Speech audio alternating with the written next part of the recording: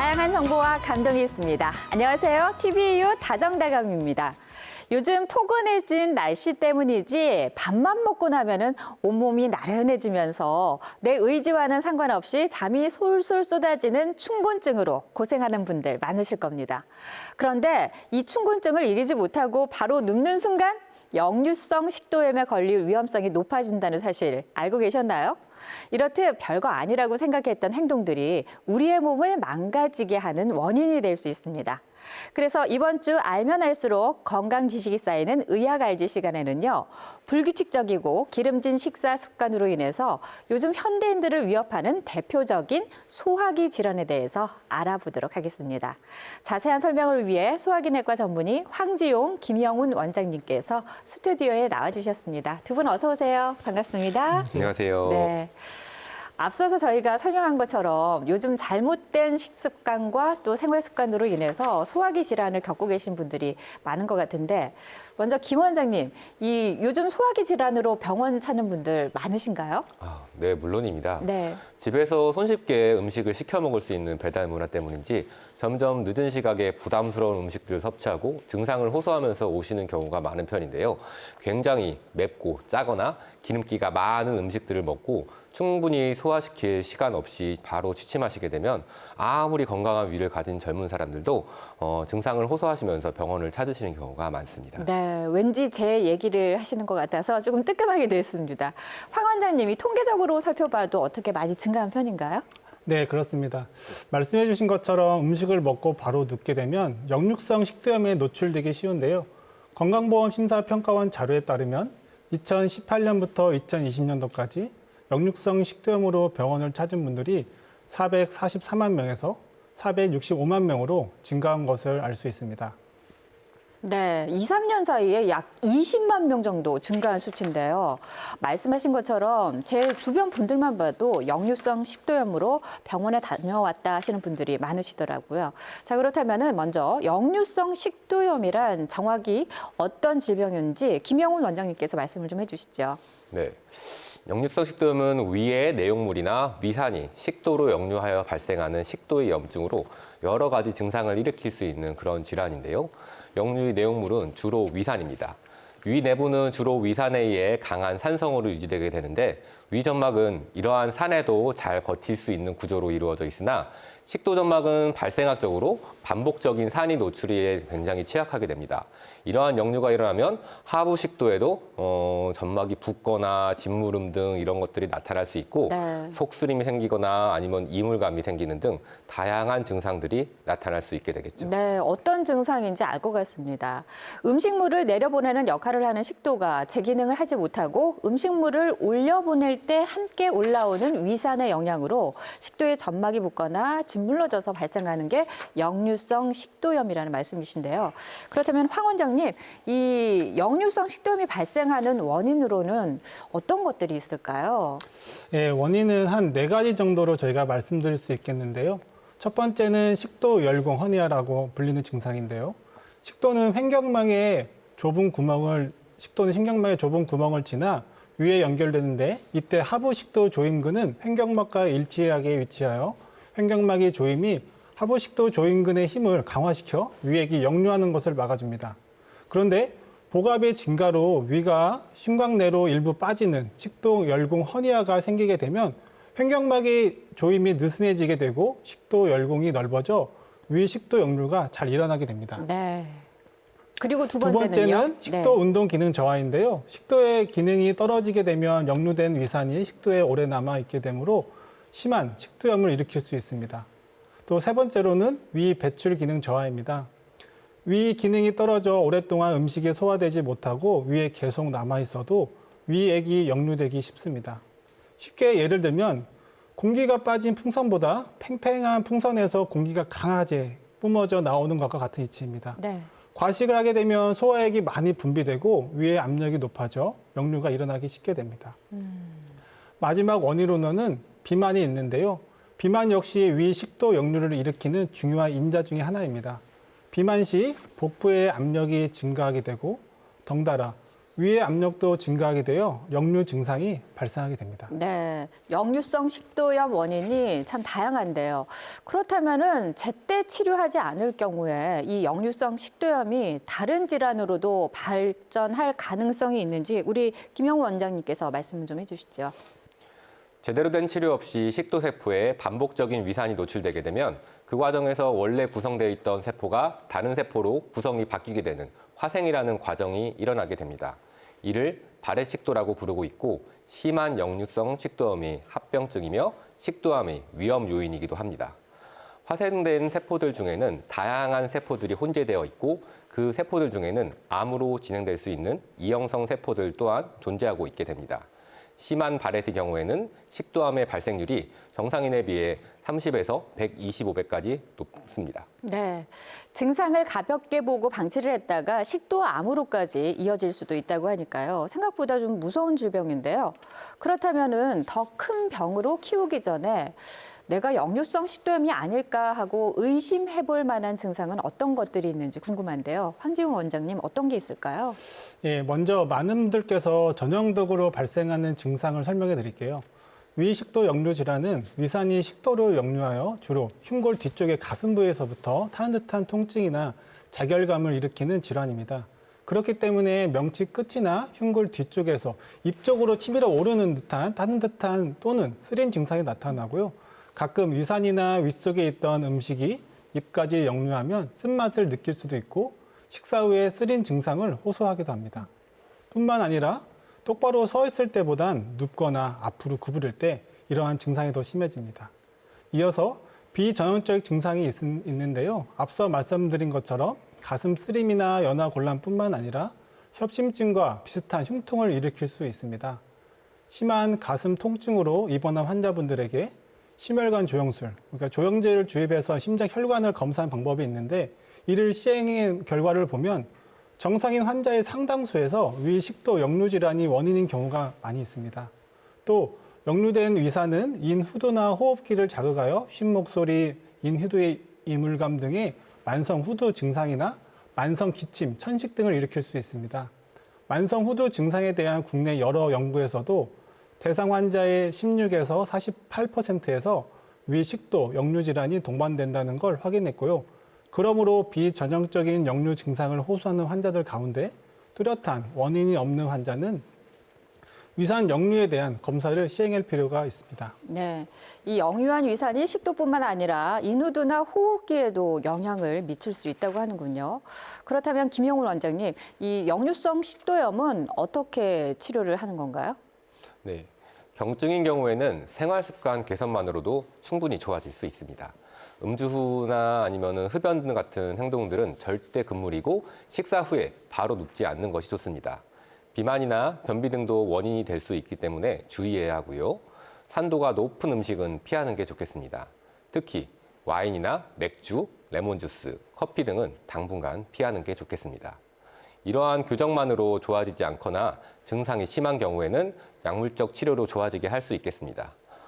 보통 프로톤 펌프 저해제라고 불리우는 위산 분비 억제제를 가장 흔하게 사용하고 있는데요.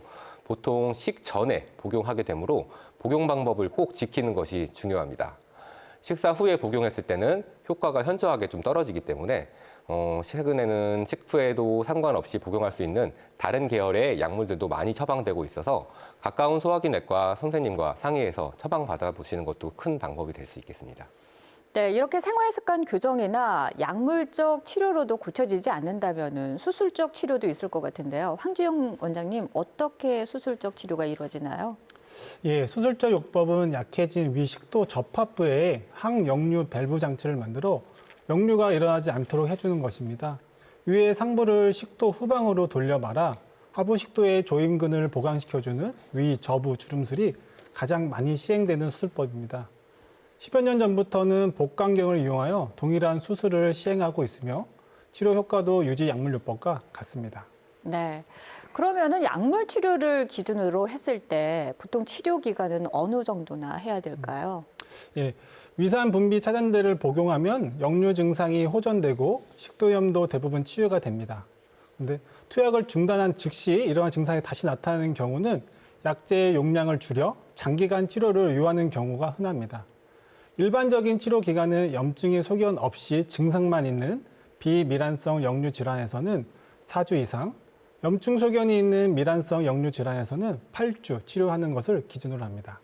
네, 김영훈 원장님, 이렇게 해서 증상이 많이 좋아졌다고 생각하면은 보통 대부분 약을 드시다가도 끊으시잖아요. 이럴 경우에는 재발할 가능성이 높다면서요?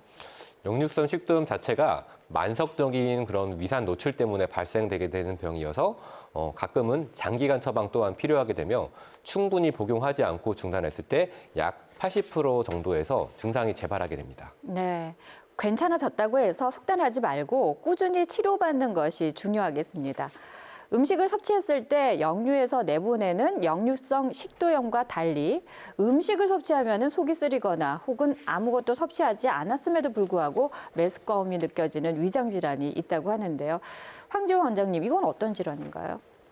예, 대표적인 질환으로는 우리가 위궤양이 있습니다. 위장 점막 표면에 있는 점막층보다 깊이 패이면서 점막 근층 이상으로 손상이 진행된 상태를 위궤양이라고 하는데요. 흔히 소화성 궤양과 동의어로 쓰이는데 소화성 궤양은 점막을 보호하는 방어인자와 점막 손상을 유발하는 공격인자의 균형이 깨지면서 발생하는 궤양을 말하고 대개 재발과 자연 치유를 반복하게 됩니다. 네, 위염하고 좀 비슷한 증상인 것 같은데 어떻게 위염이랑 비슷한가요? 예, 위벽은 4개의 층으로 이루어져 있는데요. 첫 번째 층은 위 점막만 손상된 경우를 보통 위염이라고 하고 네. 두 번째 층 이상이 손상되어 위의 근육까지 드러난 경우를 저희가 위궤양이라고 합니다. 네. 즉 간단히 말하면 어떠한 원인에 의해 위 점막 손상 정도가 경한 것은 위염, 악화되어 깊이 손상받은 것은 우리가 위궤양이라고 하죠. 네, 위벽 근육층의 손상 정도에 따라서 위염과 위궤양으로 나누어진다고 하는데 그렇다면은 이렇게 위궤양까지 발생하는 원인은 뭐가 있을까요? 사람의 위는 위산, 음식물, 그리고 병원균, 그리고 알코올 등 수시로 외부에서 공격해오는 인자들에 노출되어 있어서 매우 정교한 생물학적 시스템이 위 점막의 손상을 막아주고 어느 정도는 자가 복구 기능도 있는 그런 역할들을 하고 있습니다. 이러한 공격과 방어의 균형이 깨질 때 위 점막이 손상되고 위궤양이 발생되게 되는데요. 가장 흔한 원인으로는 위장 안에 서식하게 되는 그런 헬리코박터 파일로리균이나 진통제로 널리 쓰이는 엔세이드 제제나 혹은 잦은 흡연 그런 것들이 원인이 될 수 있겠습니다. 네. 이 병을 예방하기 위해서 먹었던 약들이 오히려 위궤양을 발생시킬 수도 있다고 하니까 이 부분은 우리가 또 주의 깊게 잘 봐야 될 것 같고요. 어떤 약을 복용했을 때 위에 영향을 미치게 될까요? 네. 각종 퇴행성 질환과 심뇌혈관 질환 예방을 위해서 먹는 약물들이 위궤양의 원인이 될 수 있습니다. 진통소염제와 아스피린, 혈액순환제, 관절염 약 등은 위 점막 세포층의 재생과 기능을 조절하는 프로스타글란딘이라는 물질의 생성을 차단하게 됩니다. 위 점막이 자연 치유 기능 또한 덩달아서 떨어지게 되어서 궤양의 발생 또한 증가하게 될 수 있겠습니다. 네, 어쩔 수 없이 이런 약들을 복용해야 한다면은 전문의랑 상의해서 적당량 복용하는 것이 중요하겠고요. 위궤양의 경우에는 어떤 식으로 통증이 느껴지는지도 궁금합니다, 원장님. 위궤양의 주된 증상은 주로 상복부 통증입니다. 네. 통증의 특징은 공복 시 오목가슴 부위에 타는 듯한 아픔이 지속되는 것인데요. 음식을 섭취하면 잠시 동안 통증 없이 편해지다가 30분에서 1시간 정도 지나서 다시 통증이 지속되고 음식물이 위에서 12지장 내로 배출되면 통증이 사라지게 됩니다. 네. 통증 외에도 메스꺼움이나 구토, 복부 팽만감, 체중 감소 등의 증상 또한 발생할 수 있습니다. 네, 황지용 원장님, 그렇다면은 이 위궤양이 심해지면은 혹시 위암으로 발전할 가능성이 있을까요? 예, 위궤양 환자에서 위암이 위궤양과 별개로 발생할 수는 있으나 위궤양이 오래되어서 결국 위암이 된다는 말은 사실은 아닙니다. 간혹 위암이 양성 위궤양 모양을 띠고 있어서 혼동을 줄 때가 있는데요. 조직 검사를 해보면 그렇지 않은 경우가 대부분입니다. 네. 간혹 이 과정을 통해서 위암 세포가 발견되는 경우가 있는데요. 이 경우는 조직 검사를 반복해 보니 그 속에 있던 위암 세포가 발견되는 경우입니다. 이상의 내용을 요약해 보면은 위궤양인데 난치성 궤양을 앓다가 그곳에서 위암 세포가 발생한 경우는 거의 없다는 것입니다. 네, 그건 좀 다행이다라는 생각이 들기는 하는데 그러면은 위궤양 때문에 위암이 발생하는 게 아니라면은 위암이 발생하게 되는 원인은 어떤 것들이 있을까요? 예, 위암이 원인으로는 만성 위축성 위염, 장 이형성, 위 소장 문합술, 식이 요인, 헬리코박터 파이올리균 감염, 유전 요인, 기타 환경적 요인 등이 있는데요. 이 중에서 몇 가지만 말씀드리자면 먼저 만성 위축성 위염은 위암으로 진행할 위험도가 높은 일종의 정구병변입니다. 위 소장 문합술로 인해 발병하는 경우도 있는데요. 위 소장 문합술은 위와 소장을 연결해주는 수술로 이 수술을 받으며 위의 산도가 떨어지게 됩니다. 이로 인해 세균이 증식하고 박테리아가 군집을 하게 됩니다. 그 결과 수술 후 한 20년이 경과하면 위암의 발병도가 3에서 5배 높아지게 됩니다. 또 식이요인 또한 빼놓을 수 없는데요.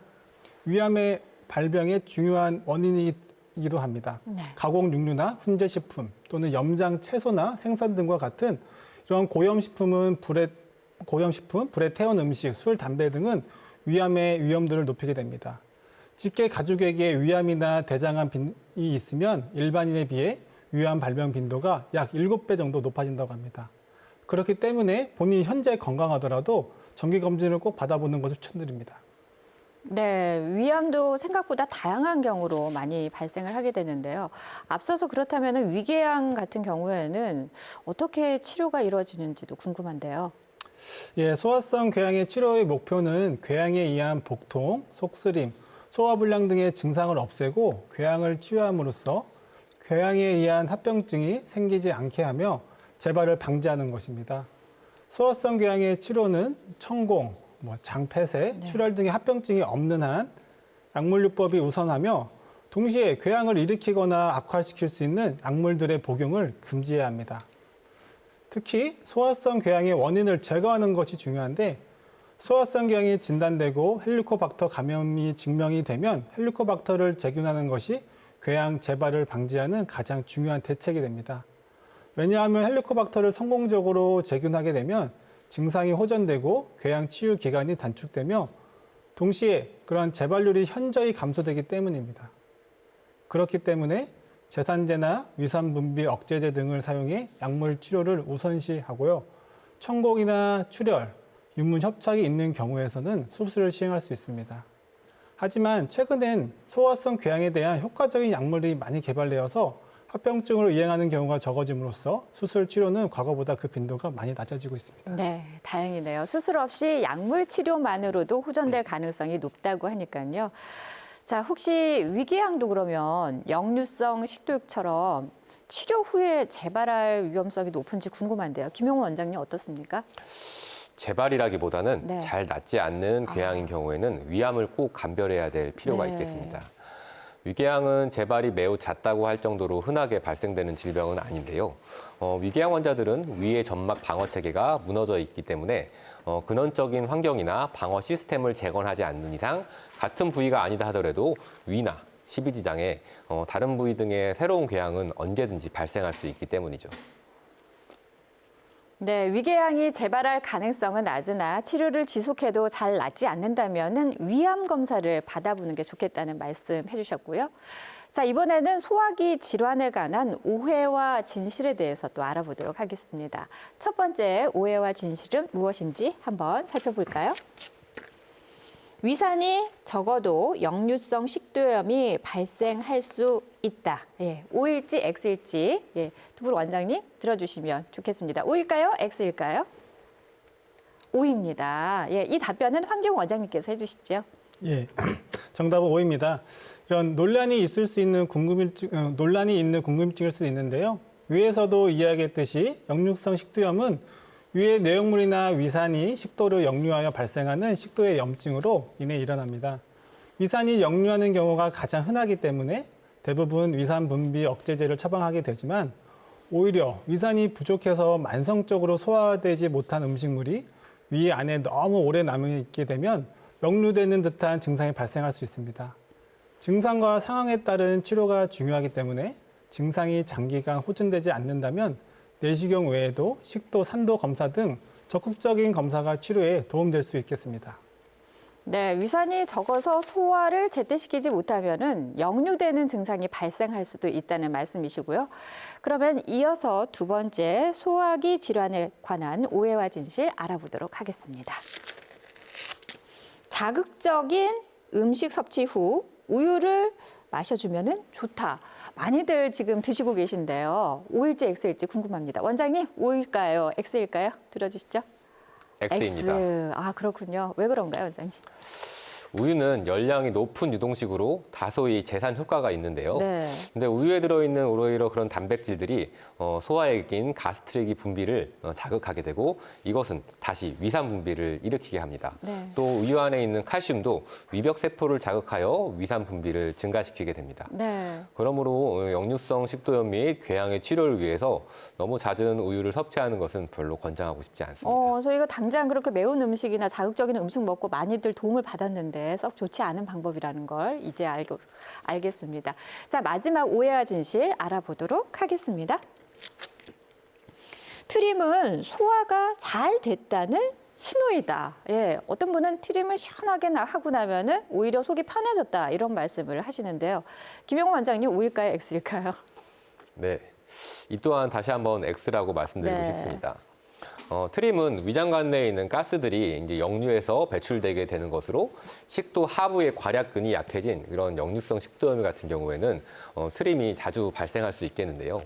가스를 많이 만드는 그런 음식들인 야채나 과일, 콩, 우유 등 음식에 따라서 식사 중 공기를 많이 삼키는 식습관이라든가 혹은 기능성 소화질환인 과민성 대장염 같은 경우에는 트림이 좀 자주 나올 수 있겠습니다.